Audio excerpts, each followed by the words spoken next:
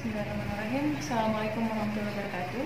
Perkenalkan, nama saya Mutiara Yudhika Manani, mahasiswa jurusan Ilmu Hubungan Internasional, Fakultas Ilmu Sosial dan Politik, Universitas Andalas. Pada saat ini saya akan menyampaikan hasil penelitian saya berjudul Analisis Kepentingan Jepang dalam Penyelenggaraan Olimpiade Tokyo 2020. Penelitian saya dilatar belakangi dari olahraga yang pada saat ini telah menjadi alat bagi suatu negara untuk mencapai kepentingan nasionalnya. Selain itu, olahraga juga telah menjadi salah satu kekuatan politik di dunia internasional pada saat ini. Ajang olahraga atau mega sport event yang paling banyak ditonton oleh masyarakat di seluruh dunia salah satunya adalah Olympic Games atau Olimpiade, di mana Olympic Games adalah turnamen multicabang olahraga yang telah ada sejak tahun 1896.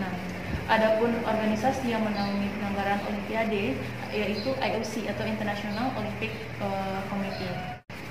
Di Asia Timur, olahraga telah menjadi jalur untuk menunjukkan pembangunan di negara-negara Asia, di mana baik negara besar dan berkembang saling bersaing menjadi tuan rumah event-event olahraga untuk mengekspresikan kesiapan mereka di level global, seperti yang dikatakan oleh Victor Decha.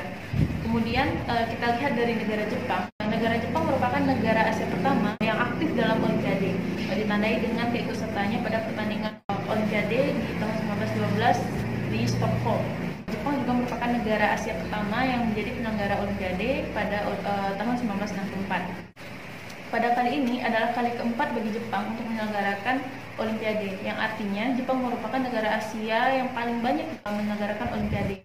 Pada pertemuan IOC tahun 2013 di Buenos Aires, Jepang terpilih menjadi penyelenggara Olimpiade tahun 2020. Nah, tentunya untuk mengangkatkan mega sport event membutuhkan persiapan yang matang. Salah satunya adalah di bidang infrastruktur. Hal tersebut tentunya membutuhkan biaya yang banyak sehingga tidak sedikit negara penyelenggara yang terlilit hutang. Seperti yang dikatakan oleh Ben and Ellison bahwa dalam Olimpiade anggaran lebih seperti ukuran fiktif, di mana secara konstan melebihi anggaran awal. Adapun rata-rata kelebihan biaya penyelenggaraan dari tahun 68 sampai tahun 2010 adalah 252% untuk Olimpiade musim panas dan 135% untuk Olimpiade musim dingin, di mana titik tertingginya yaitu pada penyelenggaraan Olimpiade Montreal Kanada tahun 1976 yang mencapai angka 796%. Hal tersebut mengakibatkan negara tersebut mengalami hutang selama 3 dekade. Hal yang serupa juga terjadi pada Olimpiade Athena di 2004 yang mengakibatkan negara ini mengalami kebangkrutan. Dari permasalahan tersebut sehingga muncul pertanyaan penelitian, yaitu mengapa Jepang ingin menjadi negara penyelenggara Olimpiade 2020. Angka konseptual yang peneliti gunakan adalah Sendong Bior dari Viotti dan Kaupi, di mana Viotti dan Kaupi menjelaskan ada 4 faktor yang mempengaruhi suatu negara dalam mengambil suatu kebijakan. Di antaranya adalah opportunities, interest, threat, and capabilities. Selanjutnya, Viotti dan Kaupi membedakan tujuan kebijakan luar negeri berdasarkan jangka waktunya, yaitu jangka pendek, menengah, dan jangka panjang, dan juga ada 3 isu penting dalam politik global, yaitu keamanan, ekonomi, dan identitas. Nah, selanjutnya metode penelitian. Adapun metode penelitian yang digunakan adalah kualitatif dengan model deskripsi analisis. Kemudian batasan penelitian yaitu dari tahun 2013 hingga 2020. Selanjutnya pada bagian kedua saya akan menjelaskan mengenai olahraga sebagai instrumen dalam pencapaian kepentingan nasional Jepang. Negara penyelenggara diyakini akan mendapatkan keuntungan di berbagai aspek seperti di bidang ekonomi dan pembangunan, investasi infrastruktur, kemudian citra positif, dan juga kemampuan yang menarik untuk diselenggarakannya acara yang serupa di kemudian harinya. Selanjutnya kita akan melihat mega sport event yang pernah diselenggarakan Jepang. Nah, yang pertama adalah Olympic Games tahun 1964, di mana sebelum penyelenggaraan Jepang memiliki citra negatif di dunia internasional akibat Perang Dunia Kedua. Pasca perang, penggunaan hard power sangat dibatasi, sehingga Jepang lebih memilih menggunakan soft power. Salah satunya adalah dengan menawarkan diri sebagai penyelenggara Olimpiade. Pertama kali Jepang menawarkan dirinya adalah sebagai penyelenggara Olimpiade tahun 1940, namun dibatalkan karena terjadinya Perang Dunia.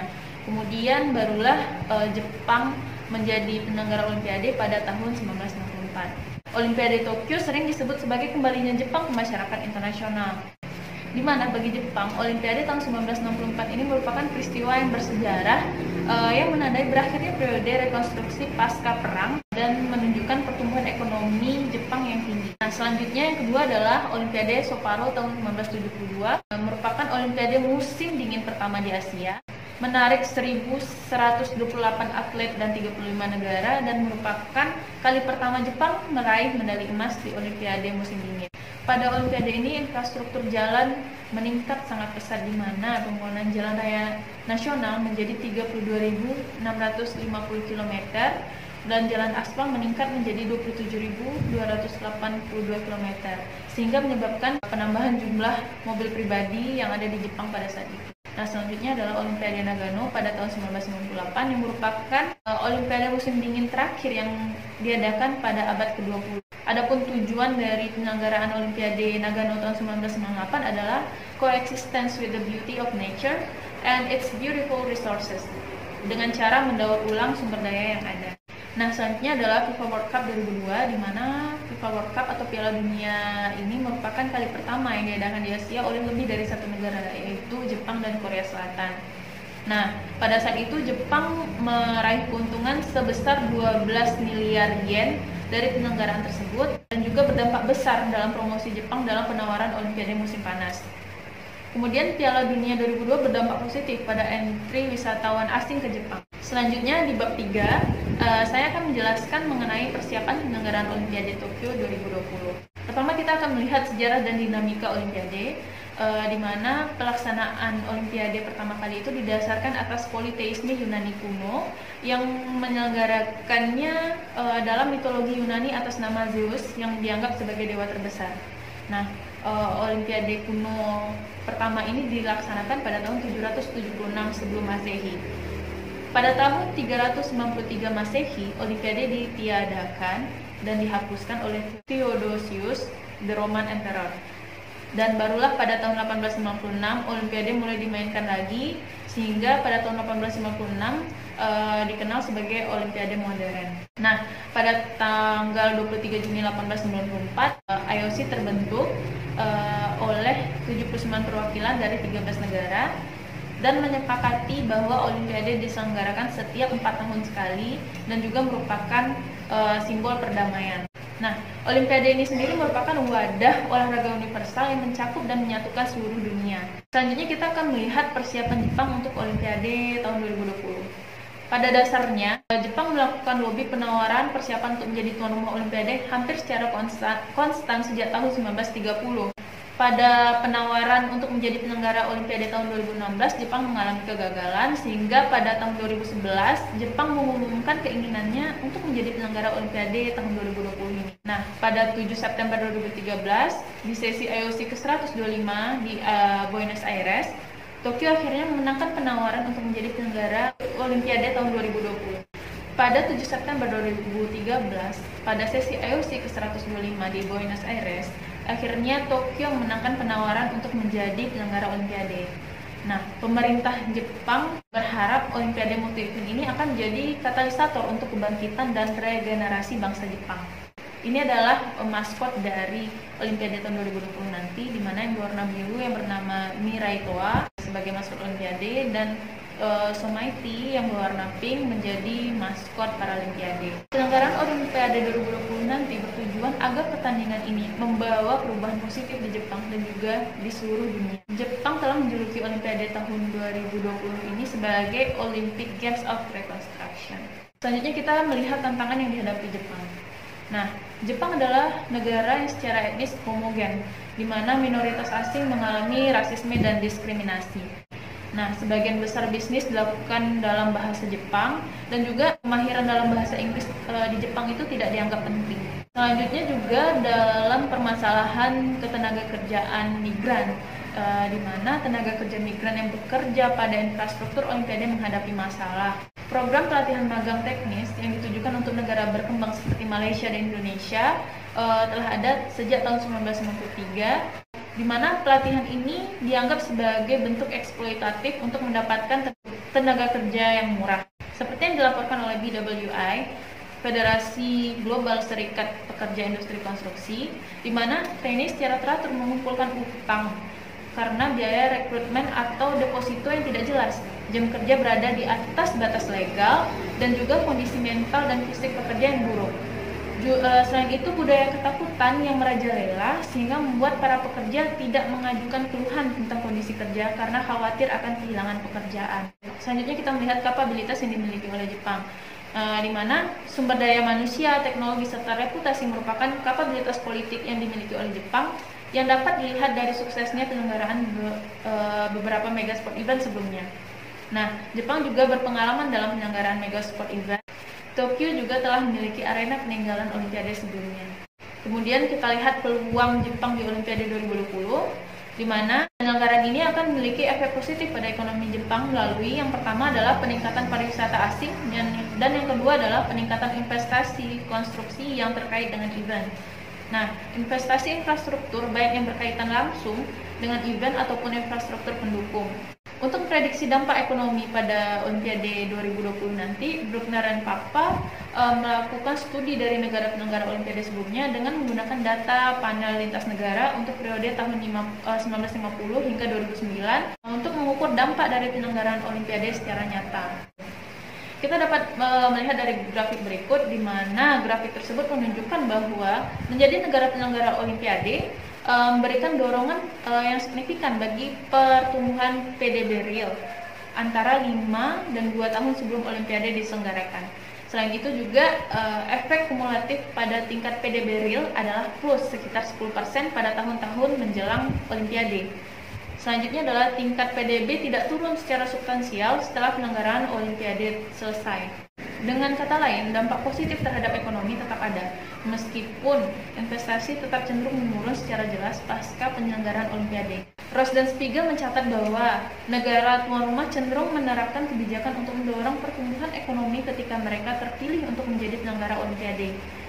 Ekspor real negara-negara penyelenggara meningkat secara signifikan karena negara-negara cenderung menerapkan kebijakan untuk meningkatkan keterbukaan mereka pada saat mereka terpilih untuk menjadi negara penyelenggara.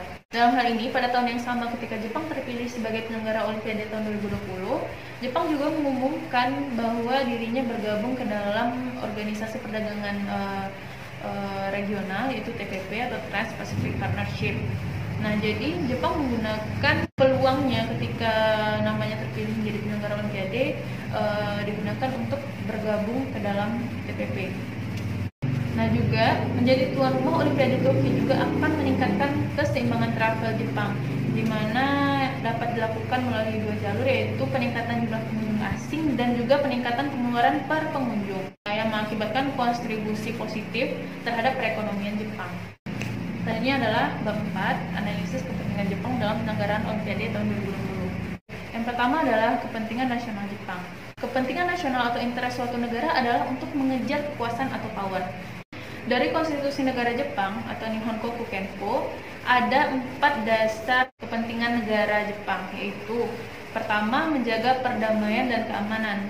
Kedua, mendukung sistem perdagangan bebas. Ketiga, melindungi kebebasan, demokrasi, dan hak asasi manusia. Dan keempat adalah aktif mempromosikan pertukaran dan pengembangan sumber daya manusia. Pemerintah Metropolitan Tokyo merumuskan visi jangka panjangnya pada Desember 2014, di mana dengan harapan Tokyo dapat menjadi kota terbaik di dunia yang juga dapat membantu terwujudnya kepentingan nasional Jepang. Secara umum, kepentingan nasional yang akan dicapai adalah kepentingan ekonomi dengan pembangunan infrastruktur, dalam hal ini terutama infrastruktur olahraga, serta investasi dengan penguatan citra positif Jepang di mata internasional. Banyaknya tamu yang datang dan media pers yang berkunjung ke Jepang dapat digunakan sebagai alat media promosi bagi Jepang. Nah, kesuksesan penyelenggaraan Mega Sport Event ini dapat menaikkan citra Jepang sebagaimana sasaran program Kementerian Luar Negeri Jepang, yaitu menguatkan citra positif Jepang melalui peningkatan peran Jepang di dunia internasional. Kemudian citra positif dapat meningkatkan hubungan dan kerjasama bilateral, regional maupun investasi. Adapun penerapan konsep Kyoto dan Kaupi pada analisis kepentingan Jepang dalam penyelenggaraan Olimpiade Tokyo 2020 dapat dilihat pada bagian berikut. Selanjutnya adalah kepentingan politik Jepang dalam penyelenggaraan Olimpiade 2020 nanti, di mana pencitraan Jepang menjadikan Olimpiade 2020 ini sebagai kesempatan untuk menunjukkan kapabilitas diri bahwa Jepang mampu menyelenggarakan mega sport event dan akan meningkatkan kepercayaan di mata internasional. Nah, media pers termasuk pers internasional digunakan sebagai alat untuk meningkatkan citra Jepang Olimpiade ini bisa menjadi sebuah media bagi Jepang untuk mempromosikan negaranya dengan banyak tamu yang datang serta liputan media. Dan pariwisata hingga peningkatan ekonomi bisa diwujudkan dengan penyelenggaraan Olimpiade yang sukses. Penyelenggaraan Olimpiade ini juga akan memberikan Jepang peluang baru untuk menjadi penyelenggara mega sport event lainnya. Selanjutnya, menjadi penyelenggara ini menjadikan citra Jepang di mata internasional sebagai negara yang aman dikunjungi, terlebih lagi pasca bencana gempa dan tsunami yang diikuti dengan kebocoran reaktor nuklir yang terjadi pada tahun 2011 lalu. Pemerintah Jepang telah menerapkan program SFT atau Sport for Tomorrow sebagai inisiatif kerjasama internasional melalui olahraga sejak Januari 2014. Sasaran utama Jepang adalah pencitraan negara, di mana tidak ada negara di dunia ini yang ingin mendapatkan citra negatif. Tentunya semua negara ingin mendapatkan citra positif. Pembangunan infrastruktur menunjukkan bahwa Jepang memiliki kapabilitas finansial dan juga sumber daya yang baik. Kita dapat melihat dengan adanya citra positif, negara tersebut akan menguat dan tentunya akan mengundang banyak investor. Selanjutnya kita lihat kepentingan yang dituju Jepang adalah kepentingan ekonomi. Sesuai dengan kepentingan dasar negara Jepang dalam bidang ekonomi adalah untuk mendukung sistem perdagangan bebas. Nah, Jepang harus membangun jaringan perjanjian perdagangan bebas. Salah satu upayanya yang dilakukan Jepang yaitu dengan bergabung sebagai salah satu anggota TPP atau Trans-Pacific Partnership. Nah, bergabungnya Jepang sebagai anggota TPP merupakan suatu peluang untuk memajukan perekonomian negara Jepang. Shinzo Abe mengatakan bahwa dengan bergabungnya Jepang sebagai anggota TPP merupakan suatu peluang untuk menunjukkan perekonomian negara Jepang. Adapun tujuan utama TPP adalah menjadikan Laut Pasifik sebagai laut di mana barang, jasa, serta investasi bebas bergerak. Pada tahun Jepang memenangkan bidding penyelenggaraan Olimpiade 2020, pemerintah Jepang juga mengumumkan bahwa mereka bergabung dengan TPP. Dengan terpilihnya Jepang sebagai penyelenggaraan Olimpiade, dimanfaatkan sebagai peluang untuk mempromosikan pertumbuhan melalui pengakuan Ikatan Ekonomi Internasional. Nah, selanjutnya kesimpulan. Faktor dominan akan mendorong Jepang sebagai penyelenggara Olimpiade tahun 2020 adalah faktor interest dan capability. Faktor interest yang hendak dicapai Jepang berdasarkan penelitian ini adalah pencitraan negara. Kepentingan lain yang hendak dicapai itu peningkatan ekonomi secara tidak langsung dan jangka panjang, yaitu investasi. Penyelenggaraan event Olimpiade 2020 akan mendapatkan perhatian dari media, pers, termasuk pers internasional yang kemudian memungkinkan dipergunakan sebagai alat untuk meningkatkan citra Jepang di mata dunia internasional. Dengan pengalaman tersebut, Jepang mendapatkan kepercayaan dari IOC. Yang tersebut seiring dengan kemampuan finansial dan ketersediaan infrastruktur olahraga dan akses publik di Jepang yang memadai. Kemudian Jepang menjadikan penyelenggaraan Olimpiade tahun 2020 sebagai salah satu dari sekian banyak cara untuk mencapai kepentingan nasionalnya. Nah, melalui acara ini kemudian Jepang akan berkesempatan untuk menunjukkan diri mampu menyelenggarakan event olahraga terbesar di dunia, dan hal ini juga menunjukkan bahwa negara Jepang aman untuk dikunjungi. Kemampuan negara dalam penyelenggaraan ini juga akan meningkatkan citra negara di mata dunia internasional. Sekian hasil penelitian saya sudahi dengan